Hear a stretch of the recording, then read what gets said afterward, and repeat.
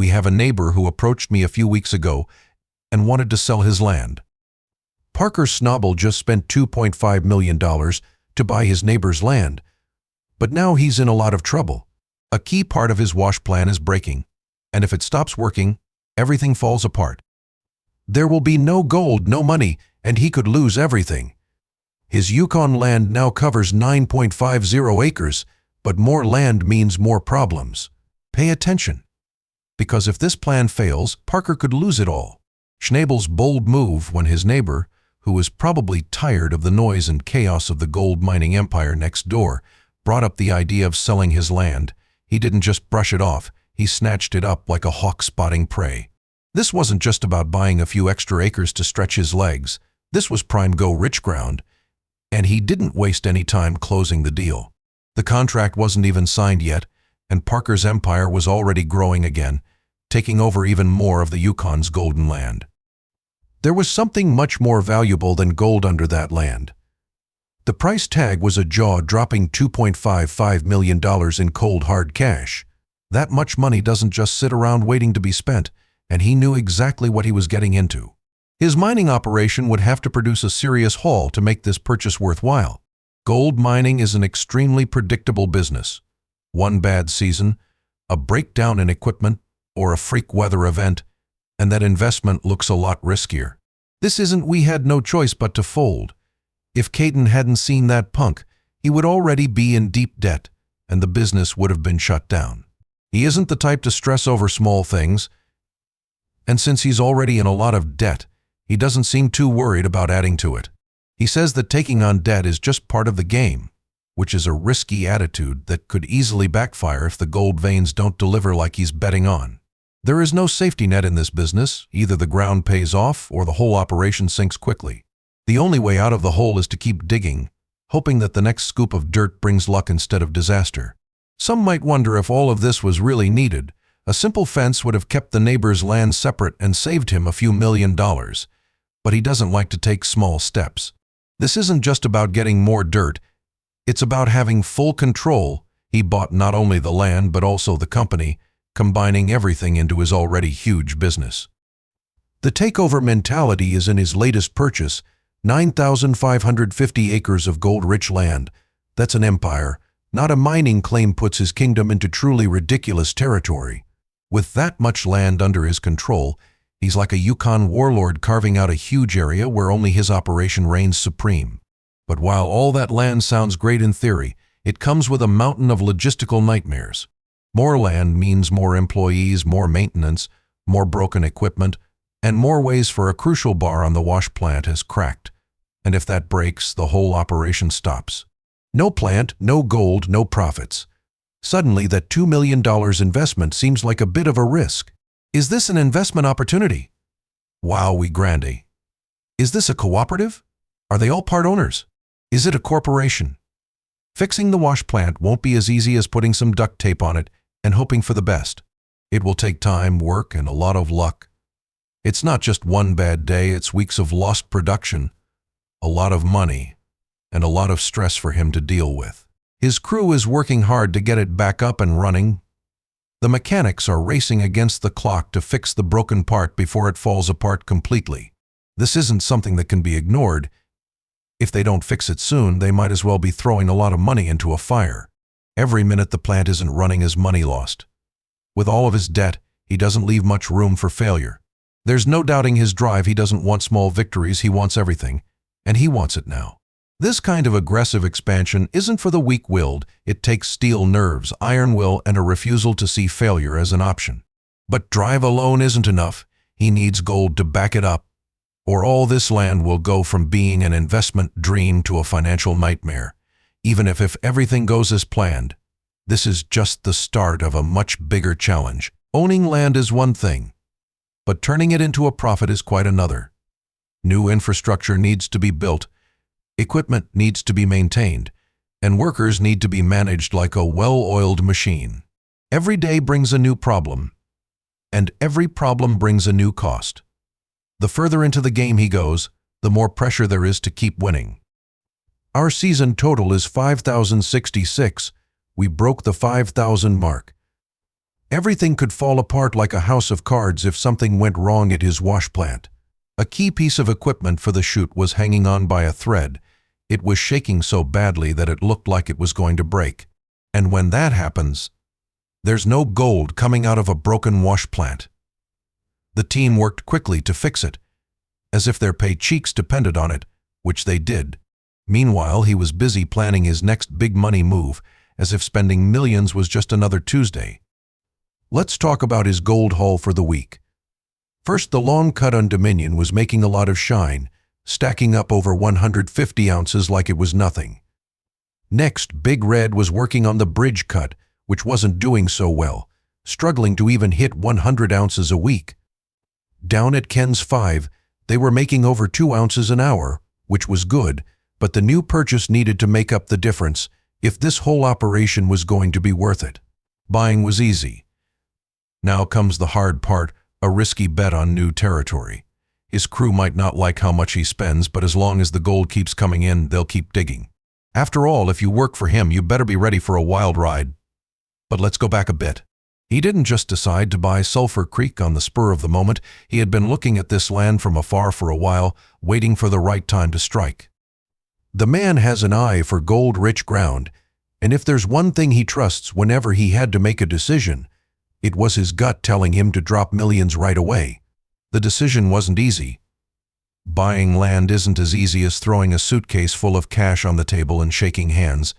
There were back and forths of the usual bureaucratic nonsense, and he had to be smart to make sure he wasn't just throwing money at a hole in the ground. But in the end, everything fell into place, and Sulphur Creek was his. The excitement of a new claim comes with there's a lot of pressure, because everyone is watching. Will it work or not? That's the gamble, but he's not the type to second-guess his decisions. As soon as the papers were signed, he was ready to put Sulphur Creek to work back at the wash plant. Tensions were high because the crew wasn't just working hard during the season, they were also carrying the weight of their boss's big bet. If Sulphur Creek didn't perform, it wouldn't just be he had to deal with long days, constant breakdowns, and the never-ending search for the next big gold streak, but it had to be worth it. The mechanics were working hard to make sure everything was tight. I wasn't going to let anyone stop me, so whenever there was a problem, I let people know that we fired people who quit early. Another breakdown was the last thing anyone needed. Meanwhile, Tyson and Damon Brown were on site stacking pay dirt like crazy. They had to keep the operation going even though they were tired, and every piece of equipment had to be in good shape because a few hours of downtime could mean the difference between a win and a big loss. Then came the moment of truth. Bob the wash plant was turned on for the first time on Sulphur Creek ground. The crew held their breath as they watched the paid dirt roll through. Would it be a success or just another expensive experiment? The week's total showed that it was likely to be a success. He had not only covered a big chunk of his purchase price, but he had also set himself up to keep stacking gold at an insane rate. His investment was paying off quickly, but there was still no reason to celebrate just yet. The next few weeks would show how much potential Sulphur Creek really had. Could it keep producing at this level? Would it keep spitting out gold at an impressive rate, or would it slow down? Every ounce mattered, and he was counting them all. He was closely observing every haul, and his plan was simple: work the land as hard as possible while it was still fresh. The crew worked long hours and barely had time to breathe. Efficiency was key, and he wasn't going to let anything go. If a piece of equipment wasn't doing its job, it was fixed or replaced, and if a worker wasn't keeping up, they were told to do more. The operation had to run like a well-oiled machine, and he wasn't going to put up with anything less than that. He wasn't just thinking about the immediate payout, he was looking at the bigger picture. If Sulphur Creek consistently produced gold, it would be a game-changer. It could become one of his most profitable claims. However, he was always thinking about opening doors to even bigger opportunities for expansion, and if this land turned out to be a gold mine, he had no idea what he might do next. Every cleanup was another test, another chance to see if Sulphur Creek was really worth the investment. The crew worked hard, their faces covered in sweat. Mitch and Tyson are busy with 2 plants, and they're almost caught up to where we need to be to get all the ground mines this season. As they looked for their next big payday, the stakes were high and so was the potential reward. As the weeks went by, the numbers kept going up, showing that the claim wasn't just holding up, it was exceeding expectations. More and more gold was being pulled from the ground, and his risk was looking more and more like a genius move. His $2.5 million investment was as long as there's ground to dig. The gold rush never slows down. And Parker won't stop either. As long as there's gold to be found, he'll be out there pushing harder, spending more, and making sure that every ounce of it gets into his pocket. Sulphur Creek was just the start of another chapter in his never-ending quest for wealth, and with numbers like these, it looked like it would be one of his biggest wins. But first, let's talk about the problems that come with this kind of growth. You'd think mining was all about digging. There's a tangled web of rules, environmental drama, and good old-fashioned local outrage that follows every move, and he's ready to get right into the middle of it. This new land isn't just a forgotten patch of wilderness waiting for some excavators to roll in. It's a prime piece of Yukon real estate that hasn't been touched for a reason. Environmental watchdogs are already circling, ready to slap down restrictions as soon as they smell trouble. Don't mess around. Every rock that is moved, every creek that is disturbed, and every drop of water that is used must be accounted for. If he doesn't follow the rules, he won't just get a slap on the wrist. The whole operation could come to a crashing halt. Owning the land is one thing, keeping it running is quite another. Problems are piling up quickly. 5M gamble with no safety net. And this is where things get really messy. Gold mining is a thirsty business. Huge amounts of dirt need to be moved. And even more water is needed to separate the gold from the rubble. But the Yukon won't let him take as much water as he wants. The laws are strict. And if Parker doesn't get the right permits, he could face fines or even being shut down completely. And let's not forget the pollution that could happen to those clean waters. There are water sources nearby that are dangerous for both his business and the environment. Land restoration isn't an option. It's the law. He can't just rip through the land, take the gold, and leave a wasteland behind. The government wants a full plan for fixing up the land after mining is done. And guess what? That costs a lot of money. Parker has to figure out how to dig for gold while also keeping a tight grip on restoration efforts. If he makes a mistake, his bottom line takes a big hit. There's also the problem of indigenous land rights. The Yukon is home to many First Nations groups that have lived here for generations. For years, these communities have been fighting to protect their land. Not going to stand still while a miner barrels in with his big machines. Parker knows he's walking a fine line. If he doesn't treat talks with respect, he could end up in court, face protests, and have a PR nightmare that no amount of gold can fix.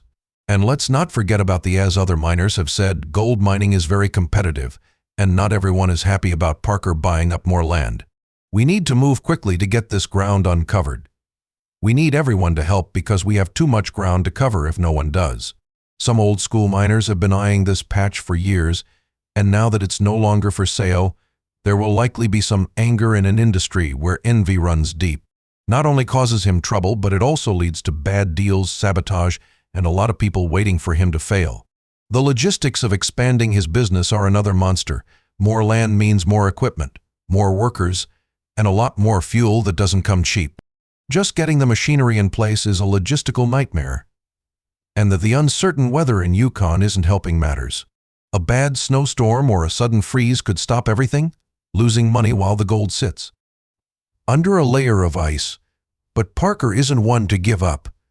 He's made a career out of proving people wrong, and he's not going to let a few problems stop him now. The key to making this expansion work is efficiency, which means cutting down waterways with high-tech tools and finding ways to keep regulators from finding out about him. He's already looking into water recycling systems that let him use every drop more than once before, taking more from the environment.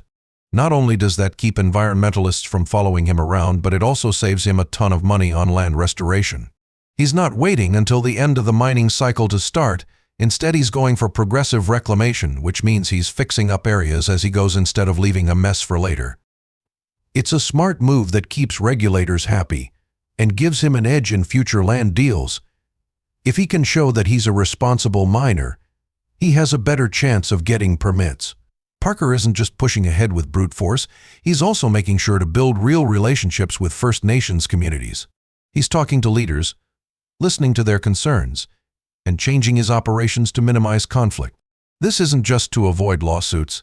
It's to make sure he has long-term access to land without having to fight opposition all the time. For example, when the 750 left, I had to turn the plant down a bit to it was hard to get enough pay, but hopefully we don't notice it too much right now. We definitely lost some yardage. Despite the huge problems that lie ahead, Parker is all in. He knows that if he can pull this off, Sulphur Creek could be one of his biggest successes yet. The risks are huge, but the rewards are even bigger. One wrong move, a failed permit, an environmental slip-up, a disagreement with the locals, and it all falls apart. For now, though, Parker isn't giving up. He's mentally preparing for the next big win, the next land grab, and the next step in building a lasting gold mining empire. Because at the end of the day, it's not just about the gold, it's about leaving a legacy. Legacies don't come from playing it safe. Let's go even deeper. This land grab isn't just about expansion. It's about staying alive in a game where standing still means falling behind. Parker isn't looking for quick wins. He's in it for the long haul, beating out competitors and building an operation that can handle the unpredictable world of gold mining. Every dollar spent now is a calculated investment in future payoffs, and he's betting that smart planning always beats luck. This isn't just another mining operation. It's a battleground where only the toughest, smartest, and most determined players survive. Parker isn't just digging for gold, he's digging for dominance in a high-stakes industry where only those who take calculated risks win, and he's not stopping anytime soon, whether people like or dislike his style. So, was Parker's $2.5 million land grab a smart power move or a risky bet that could sink his empire? Let me know in the comments, and don't forget to like, subscribe, and stay tuned for more.